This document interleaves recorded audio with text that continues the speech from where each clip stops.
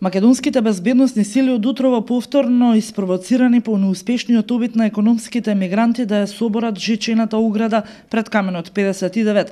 Се побројни беа денеска паролите кои активисти на невладини организации и поддржувачи на економските мигранти на грчка страна ги редат долу жичената ограда. Транспарентите се напишани на арапски, англиски и на српски јазик. Избегаа денеска од нашиот објектив и не сакаат да зборуваат зошто не им објаснат на овие луѓе, дека ова не е одлука на Македонија и дека тие во моментов се наоѓаат на европска територија, односно на Грција. Тие треба да одлучат за нивниот статус. Од време на време групата економски мигранти се приближува кон жичената ограда.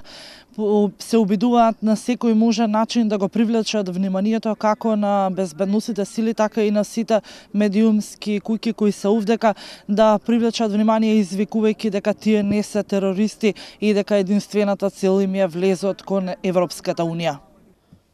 Безбедносните сили се и денеска со заштитни штитови поради превенција од настанување на било каков инцидент.